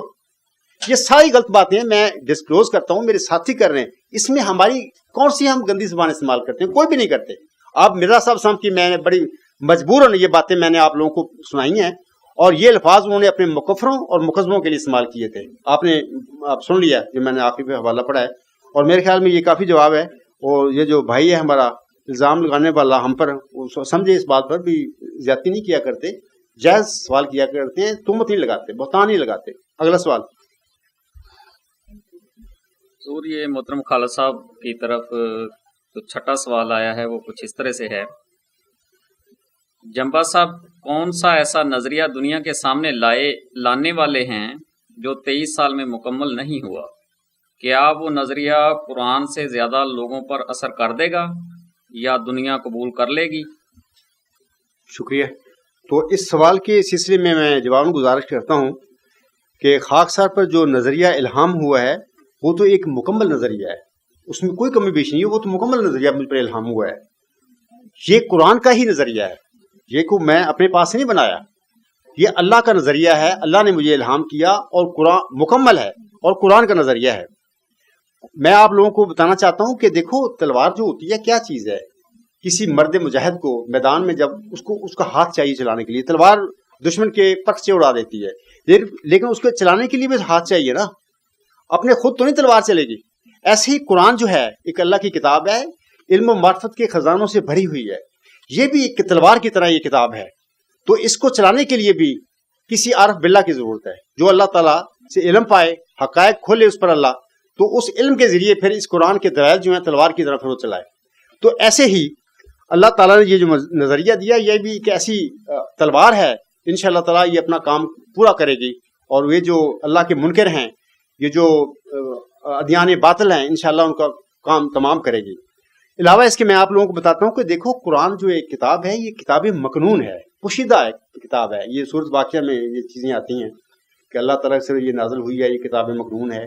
تو اس میں ہر بندہ قرآن پڑھتا ضرور ہے, لیکن قرآن کی جو ڈیپ معنی ہوتے ہیں یہ اللہ کھولتا ہے خود, جس سے اس نے کام لینا ہے. مثلا ایک تلوار ہے, اس کو چلانے کے لیے ایسے حالات پیدا ہوتے ہیں کہ کوئی آدمی اللہ کھڑا کر دیتا ہے, کوئی اس کے ہاتھ میں آ جاتی ہے تو وہ اپنا کام کرتا ہے. فزیکلی میں بات کر رہا ہوں. تو روحانی دنیا میں فتوحات کے لیے, ادیان باطل کو اس کا تکذیب کرنے کے لیے, اس کو ہلاک کرنے کے لیے قرآن جو ہے ایک تلوار کی طرح ہے. اس کے جو ڈیپ معنی ہیں اللہ اپنے پسندیدہ جس کو وہ چنتا ہے اس پر وہ کھولتا ہے, تو پھر وہ دلائل کے ذریعے حملہ آور ہو جاتا ہے مخالفوں پر. تو یہ شان قرآن کی ہے. میں آپ لوگوں کو ایک مثال دیتا ہوں اس سلسلے میں اکثر میں نے پہلے بھی بات کی ہے، اب چونکہ ٹائم تھوڑا ہے میں تفصیل تو نہیں بتا سکتا. میں ایک مثال دیتا ہوں کہ ہر مرسل دنیا میں جو وہ آیا نا، سب سے مین جو ہے کام اس کا یہ تھا کہ اللہ کی توحید کی طرف بلائے لوگوں کو، اللہ کی طرف بلائے، اللہ کی وحدانیت کی طرف بلائے، اللہ کے، کیونکہ دین کا جو مرکز ہے مذہب کا وہ گاڈ ہے، خدا ہے. تو میں بھی اسی طرح بلا رہا ہوں لوگوں کو، ورچوئس گاڈ خدا ہے اور وہ نیکی ہے. تو اسی طرح میں بتاتا ہوں مثال جو ہے میرے پاس کہ میرے پیارے آقا حضرت محمد مصطفیٰ صلی اللہ علیہ وسلم نے اپنے زمانے میں یہ کہا تھا کہ ہمارے اور ہمارے رب کے درمیان 70,000 حجاب ہیں. حجاب سمجھیں کہ پردے ہیں. پردے کیا ہیں اس کی میں مثال دیتا ہوں. مثال کے طور پر جب یہ H2 جو ہائیڈروجن اور آکسیجن کا جو بنتا ہے، ایک مالیکیول بنتا ہے، یہ بنیادی سٹیبل ذرہ ہے، تو یہ ہے پانی لیکن H2 ہے. جب بہت اکٹھے ہو جاتے ہیں مالیکیولز وہ پانی کی شکل اختیار کر لیتے ہیں. ہم دیکھتے ہیں کہ H2 جو اپنی اصل فارم میں ہوتا ہے وہ تو ہمیں نظر نہیں آتا. اس کے بعد پھر ایک دوسری حالت جب اکٹھے ہو جاتے ہیں تو پانی بن جاتا ہے. جب یہ پانی فریز ہوتا ہے تو یہ برف بن جاتا ہے، تو وہ رنگ ہی اس کا بدل، وہ سفید ہو جاتا ہے. پانی کا رنگ کچھ اور ہوتا ہے. تو یہ جو اسٹیٹس ہیں، یہ پردے، یہ کاز اینڈ ایفیکٹ کی طریقہ ہے علت اور معلول کا. تو اس طریقے سے ہم فرما رہے ہیں 1500 سال پہلے کہ ہمارے اور ہمارے رب کے درمیان 70,000 حجاب ہیں، 70,000 پردے ہیں. وہ ہمارے سامنے ہے، ہماری آنکھیں اس تک نہیں پہنچ سکتی، اس پر کوئی پردہ نہیں ہے، وہ ظاہر ہے. جیسے کہتا ہے نا وہ ظاہر بھی ہے، وہ باطن بھی ہے، وہ اول بھی ہے، وہ آخر بھی ہے. لیکن ہم کمزور ہیں، ہمارے پاس وہ طاقت نہیں کہ ہم اس کو دیکھ سکیں. تو یہ حجاب ہیں 70,000، وہ ظاہر ہے. تو یہ ہم نے اپنے زمانے میں مثال دی تھی علم و معرفت کی، اپنے صحابیوں کو، اپنے مومنین کو، ان کو بتایا تھا. 1 صدی قبل حضرت مرزا صاحب سام آئے، 14 سال کے بعد انہوں نے یہ بات کہی لوگوں کو کہ دیکھو یہ جو پورا نظام ہے علت اور معلول کے سلسلہ سے یہ منضبط ہے. ہر ایک چیز کی ایک علت ہوتی ہے، اس کی آگے علت ہوتی ہے، اس کی آگے ہوتی ہے، یہ مطلب کہ سلسلہ چلتا ہے. یہ محدود دنیا ہے، یہ نہیں ہو سکتا کہ اس میں مطلب کہ یہ سلسلہ جو کاز اینڈ ایفیکٹ ہے لامحدود ہو، یہ نہیں ہو سکتا. محدود جو کائنات ہے اس کا کاز اینڈ ایفیکٹ کا جو ایک لمٹ ہوگی جہاں پر اس کا خاتمہ ہوگا، جہاں پر خاتمہ ہوگا وہی وہ ہمارا گاڈ ہے. اس کا مطلب یہ ہوا کہ میرے پیارے آقا آسم نے جس کے متعلق فرمایا تھا کہ ہمارے رب اور ہمارے درمیان 70,000 حجاب ہیں. حضرت مرزا صاحب اسلام ان کے غلام تھے، انہوں نے بتا دیا کہ یہ کاز اینڈ ایفیکٹ جو ہے جہاں پر اینڈ ہوتا ہے وہاں پہ ہمارا رب ہے. یہ ایک اور رنگ سے انہوں نے وہی بات بتائی ہے جو آسم نے بتا دی تھی، اس میں کوئی فرق نہیں ہے. اچھا، آج ان کا غلام جو ہے ایک اور بات بتا رہا ہے لوگوں کو، وہ کہتا ہے ورچو از گاڈ.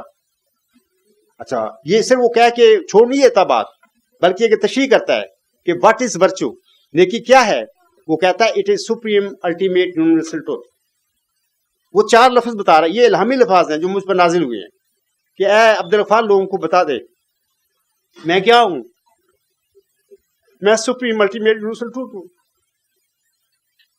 یہ وہی بات ہے جو میرے آقا حضرت محمد مصطفیٰ صاحب نے 1500 سال پہلے بتائی تھی کہ اے لوگوں، ہمارے اور ہمارے رب کے درمیان 70,000 حجاب ہیں. یہ وہی بات ہے جو میرے 1 صدی قبل میری روحانی ماں نے بتایا تھا کہ یہ کائنات کاز اور ایفیکٹ سے منضبط ہے. یہ علت اور معلول کا سلسلہ جہاں پر ختم ہوتا ہے وہاں پر ہمارا خدا ہے. یہ بھی بات سپریم الٹیمیٹ یونیورسل ٹروتھ وہاں تک ہمیں لے جاتی ہے کہ وہی ہمارا خدا ہے. تو اس میں اصل حقیقت وہی ہے جو ہمارے آقا آسم نے بتائی، وہی حقیقت ہے جو میرا صاحب سامنے بتائی، وہی حقیقت ہے جو میں بتا رہا ہوں، لیکن انداز بیان کچھ اور ہے. ایک شعر ہے کسی شاعر کا،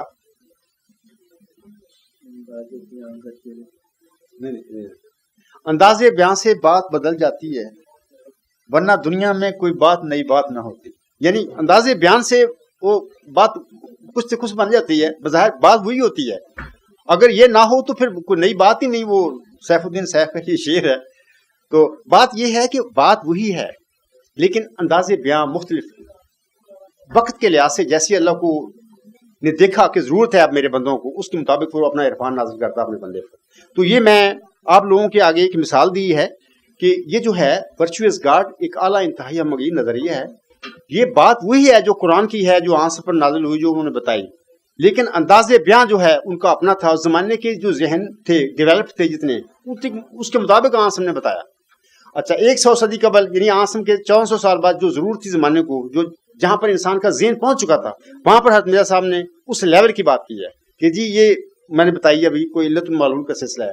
اچھا اب 15ویں صدی ہجری کے سر پر جو ذہن ڈیولپ کر چکا ہے سائنس کا, اور ان کو ضرورت تھی کہ ان کو بتایا جاتا ہے علمی رنگ میں کہ وہ وجود جو ہے جس کے متعلق آسم نے فرمایا تھا کہ 70,000 واسطے ہیں اس کے ہمارے اور رب کے درمیان, یا مرزا صاحب نے فرمایا کہ وہ کاز اینڈ افیکٹ کا اینڈ ہے. مجھے بتایا گیا کہ وہ سپریم 4 لفظ سپریم الٹیمیٹ یونیورسل ٹروتھ ہے, وہ حقیقت ہے. تو ایک اور بات بتاتا ہوں, میں مختصر کر دیتا ہوں کہ 25 یا 24 سال پہلے ورچوئس نالج جب کہا سقراط نے کہا, یاد رکھیں یہ ایک ریڈل تھی, یہ ایک پہیلی ہے, اور اس کو پیراڈاکس بھی ہم کہہ سکتے ہیں کہ وہ ایسی چیز ہوتی ہے پیراڈاکس جو بظاہر تناقض اس میں لگتا ہے کہ یہ اس میں سچی نہیں ہے, یہ بات ہی غلط ہے, یعنی ایسے لگتی ہے محمل سی بات کو ہم یہ کہتے ہیں. پہیلی بھی وہی ہوتی ہے, ہوتی سچی ہے لیکن اس کو سمجھ نہیں آتی جب تک اس کو کھولا نہ جائے. تو میں اس حصے میں آپ لوگوں کو بتانا چاہتا ہوں کہ یہ جو میں بات بتا رہا ہوں کہ پہیلی کا, یہ صرف میں نہیں کہہ رہا, بلکہ ایک مایا ناز ایک گریگری ویلوسٹس ایک شخص ہے, آج کل فوت ہو چکا ہے. وہ پرنسٹن یونیورسٹی کا ہیڈ آف ڈپارٹمنٹ تھا فلسفے کا.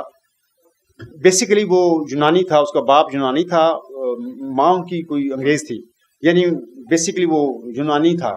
وہ خود ظاہر ہے یونانی زبان پر اس کو عبور تھا. اس نے پورا گریک فلسفہ پڑھا, اسپیشلی سقراط کو بڑا اس نے اسٹڈی کیا, اور وہ لکھتا ہے اپنی یہ کتاب ہے, اس کا کتاب کا نام ہے the philosophy of Socrates, a collection of critical essays. اس کا پہلا چیپٹر جو ہے اسی کا ہے. آج کل یہ فوت ہو چکے ہیں, 20 سال ہو گئے ہیں فوت ہو گیا ہے.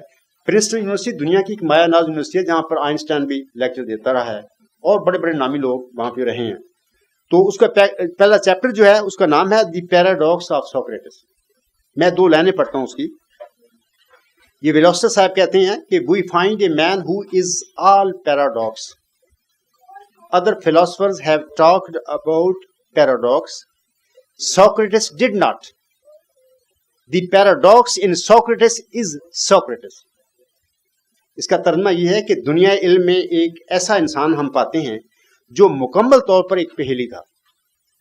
دیگر فلاسفروں نے پہیلی کے متعلق بات کی ہے, سقراط نے نہیں. سقراط میں پہیلی خود سقراط ہے. یہ سمجھے بات کو کہ ورچوئس نالج جو ہے اس کی بات وہ کر رہا ہے, اسی پہ ڈسکشن کرتا ہے اپنے چیپٹر میں بھی. سقراط میں پہیلی خود سقراط ہے. ایک اور میں حوالہ دیتا ہوں آپ لوگوں کو, یہ بھی امریکن کوئی اسکالر ہیں, زبردست ہیں, یہ لوئس ای نیویا ہے. انہوں نے یہ کتاب لکھی Socrates the man and his philosophy. یہ اپنی اس کتاب میں لکھتے ہیں سقراط کے متعلق, اباؤٹ ہوم یعنی سقراط کے متعلق, in a sense we know a great deal, but about whom in another sense we know hardly anything at all. یہ بھی اس کا مطلب یہ ہے کہ سقراط کے متعلق ایک مفہوم میں ہم بہت جانتے ہیں, جبکہ ایک دوسرے مفہوم میں ہم اس کے متعلق شاید ہی کچھ جانتے ہیں. میں بات کو زیادہ نہیں بڑھاتا, کافی مواد تھا میرے پاس, باقی سوالات میں جواب دیے ہیں, میں ان کو چھوڑتا ہوں. میں بتاتا ہوں کہ یہ ایک ریڈل تھی, ایک پیراڈاکس ہے, علمی دنیا کی یہ پیراڈاکس ہے, اور آج تک اس پہیلی کو یہ بند ہے. اور میں آپ لوگوں کو ایک اور بات بتاتا ہوں کہ جو پہیلی ہوتی ہے نا, اس کے سلسلے میں جو عام مثلا مائیں بچوں کو لوری دیتی ہیں, رات کو سلاتی ہیں, ان کو پہیلیاں بتاتی ہیں. ایک میں بتاتا ہوں, ایک پہیلی ہے کہ ایک استاد ایسا کہلائے, آپ نہ بولے سبق پڑھائے. اب یہ ایک پہیلی ہے, اس کو سمجھ نہیں آتی جب تک پتہ نہ لگے بھی ہے کیا.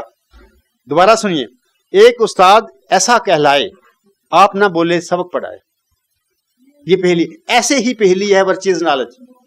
یہ پہیلیاں جو ہیں نا مائیں سناتی ہیں بچوں کو یا عام چلتی ہیں, ان کی کوئی نہ کوئی بندہ اس کو ڈسکور کر لیتا ہے. یہ عقل کے ساتھ ہو جاتی ہیں کہ مطلب کہ ایک بچے کو نہیں ہے تو دوسرے بچے ذہن دوڑائے گا, پتہ چل جائے گا, یا 2 سال کے بعد کوئی پہنچ جائے گا. علم و حکمت کی دنیا کی جو پہلیاں وہ اللہ کی مدد کے بغیر نہیں کھل سکتی. یہ جو پہلی ہے, ایک استاد ایسا کہلائے, آپ نہ بولے سبق پڑھائے, اس کا مطلب کتاب ہے. یہ اس پہ وہ پہلی ہے, اس کی کتاب کو اس نے کہا ہے. کہ ایسا استاد ہے وہ خود تو بولتا نہیں لیکن پڑھاتا ہے, تو یہی کتاب کام کرتی ہے. تو میں آپ لوگوں کو بتانا چاہتا ہوں کہ یہ جو ورچوئس نالج ہے یہ بھی ایک پہلی ہے, لیکن علم و حکمت کی دنیا کی پہلی ہے.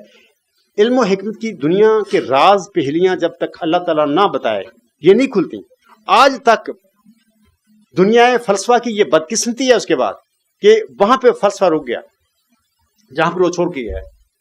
بہت ساری باتیں ہیں, وقت نہیں ہے, لیکن یہ بات میں آپ کو بتاتا ہوں کہ وہ جو ڈائریکشن دے گیا ہے فلسفہ کو سقراط, اس نے اس پہلی کا مطلب نہیں دیا, بتایا, نہ کھولا, نہ ورچو کی ڈیفینیشن کی, نہ نالج کی. اصل میں کہتے ہیں کہ ہر سخن وقتے و ہر نقطہ مقام دار, اس کا وقت نہیں تھا. یہ اللہ نے یہ راز رکھے ہوئے تھے علم کی دنیا کے حضرت مرزا صاحب کے غلام کے لیے, ان کے لیے. آج وہ وقت آ گیا, دنیا کا ذہن اتنا ڈیولپ ہو گیا ہے اور اب ضرورت ہے دنیا کو کہ سقراط کی اس پہلی کا اب راز ان پر کھلے. یہ سارے راز اس عاجز پر اللہ نے کھولے ہیں, اور میں علم و حکمت کی یہ دنیا کے راز انشاءاللہ کھولوں گا. اور یہ جو ورچوئس گاڈ کا ہے یہ ایک ڈیولپ نظریہ ہے, یہ نظریہ علم ہے. ورچو از نالج, یہ ڈیوائن تھیوری نہیں ہے, یہ تھیوری آف نالج ہے.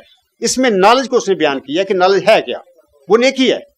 اچھا, ورچوئس گاڈ جو ہے یہ ڈیوائن تھیوری ہے, یہ اللہ کی ذات کا نظریہ ہے. تو یہ ایک سٹیپ آگے ہے, بلکہ ایک سٹیپ آگے نہیں بلکہ یہ آخری نظریہ ہے. اس کے بعد نظری طور پر ہم آگے جا ہی نہیں سکتے, یہ آخری حد ہے. تو میں بتاتا ہوں ان لوگوں کو کہ یہ نظریہ جو سوال کرنے والے بھی, یہ نظریہ جو ہے مکمل ہے, اس کو مکمل کرنے کی ضرورت نہیں, یہ مکمل ہی مجھ پر نازل ہوا ہے. لیکن آج تک میں زیادہ تر توجہ دی ہے, ابھی اپنی کمیونٹی ہے ان کی طرف توجہ دی ہے. جو مذہبی مسائل تھے, پیش گوئی مسلم ملک کی گتھیاں تھیں وہ سلجھائی ہیں, سارے میں نے کام کیے ہیں. انشاءاللہ اب میں زیادہ تر وقت اس نظریے کی طرف دوں گا اور میں دنیا علم و حکمت کی طرف بحری سن جانے والا ہوں. اس کے بعد انشاءاللہ آپ دیکھ لیں گے کہ کیا ہوتا ہے. وہاں پر بھی یہی بات ہوگی. میں قبل از وقت میں آپ لوگوں کو بتاتا ہوں اور بڑے یقین کے ساتھ بتا رہا ہوں کہ جو جماعت احمدیہ میں ہوا, دائرہ جماعت احمدیہ میں سارے بھاگ گئے. دنیا علم و حکمت میں آپ دیکھیں گے مرزا صاحب کے یہ ذکی غلام کیا کہ سارے ہی عالم بھاگ جائیں گے انشاءاللہ تعالیٰ, بھاگیں گے اور دیکھیں گے ورچوئس گاڈ ایک ایسا نظریہ دنیا ہوگا جو اپنا جھنڈا گاڑے گا. اور یہ میں ثابت کیا ہے, میں نے قرآن کا یہ نظریہ ہے میرا, تو میں تو اللہ نے مجھ پر کر دیا. ساری باتیں آنسر پر نازل ہوئی ہیں, وہ ساری باتیں ثابت ہوتی ہیں کہ قرآن جو ہے اس نظریے کا مؤید ہے. تو جب یہ ثابت ہو جائے گا دنیا پر کہ ورچوئس گاڈ جو سپریم الٹیمیٹ یونیورسل تھیوری ہے جو دنیا پر غالب آ چکی ہے لوگوں کے علماء پر, یہ تو قرآن پیش کرتا ہے, یہ تو 1500 سال پہلے آ چکی ہیں. یہ اسلام کی کامیابی اور فتح کے دروازے ہوں گے, کھلیں گے, تو لوگ اللہ کی کلام کو مانیں گے, دین مصطفیٰ کے اندر داخل ہوں گے اور پیارے نبی اکرم صلی اللہ علیہ وسلم کی وہ غلامی میں آئیں گے. تو یہ وجہ بنے گا. تو باقی میں انشاءاللہ تعالیٰ چھوڑتا ہوں, اگلا سوال کوئی ہے کریں. حضور یہ آخری سوال ہے جو محترم خالد عارف صاحب کی طرف آیا ہے, 7واں یہ سوال ہے ان کا آخری. جی جمبا صاحب جب سوالوں کا جواب دیتے ہیں تو وہ لکھے ہوئے جواب ہوتے ہیں, یہ تو کوئی چھوٹا سا بچہ بھی جواب پڑھ کر سنا سکتا ہے, کیا کوئی عالم یا لیڈر ایسے جواب پڑھتا ہے؟ ٹھیک ہے, میں اپنا سوال کندہ جو ہے میں اس سے گزارش کرتا ہوں کہ اگر میں لکھے ہوئے جواب پڑھتا ہوں تو یہ جواب لکھتا کون ہے؟ اصل میں بات تو یہ ہے نا کہ لکھتا کون ہے, بات تو لکھنے والے کی ہے. آپ تحقیق کریں, میرے ساتھیوں میں سے سب میں سے کریں کہ لکھی کون دیتا ہے جمبا صاحب کو. اگر تو میں کسی کے لکھی ہوئی میں پڑھ دیتا ہوں تو پھر تو میں فضول آدمی ہوں کہ میں کوئی رول نہیں ہے میرا, کہ جو میں کہتا ہوں وہ اپنا ہی لکھا ہوا پڑھتا ہوں. تو اس میں اعتراض والی کیا بات ہے؟ اعتراض نہیں کرنا چاہیے. ایسے میرے پیارے آقا حضرت محمد مصطفیٰ صلی اللہ علیہ وسلم پر الزام ہوئے کہ یہ کوئی لوگ اور ہوتے ہیں جو اس کو دیتے ہیں لکھ کے, قرآن جس کو کہتا ہے یہ الہام ہو گیا مجھے. اللہ نے پھر ڈیفینڈ کیا میرے آقا کو کہ دیکھو جن کی طرف تم اشارہ کر رہے وہ تو ہیں ہی اجمی, وہ تو عربی کو جانتے ہی نہیں, اس پہ تو فصیح عربی زبان ان پر نازل ہو رہی ہے. تو بات یہ ہے کہ یہ کوئی اعتراض نہیں ہے, یہ بات ہے جیسے کہ آدمی کیسے مخالفت میں کر دیتا بندہ. بات یہ ہے کہ میں یہ جو میرے اب دیکھیں یہ سارے نوٹس ہیں میرے, میں نے ایک سطر میں ایک سینٹنس میں باتیں لکھی ہوئی ہیں کہ جو میں زبانی میں کرتا ہوں. آپ لوگ دیکھ رہے ہیں میں زبانی باتیں کر رہا ہوں کہ میں وہ جو نوٹس ہیں میں چاہتا ہوں کسی کے سوال جو بھی وہ پورا میں کوئی چھوڑوں نا, ہر چیز بتا دوں, وہ میں خلاصہ لکھتا ہوں. ادھر اصل باتیں ڈیٹیل میرے آرٹیکل تو میری ویب سائٹ پہ ہوتے ہیں, وہاں پہ تو وہ پڑھتا ہی نہیں. لیکن میں خطبہ جب دیتا ہوں وہاں پہ میں کوئی نوٹس ہوتے ہیں میرے پاس, میرے سامنے ہوتے ہیں وہاں پہ میرے نظر آتے ہیں کہ میں نے کس کس موضوع پہ بات کرنی ہے.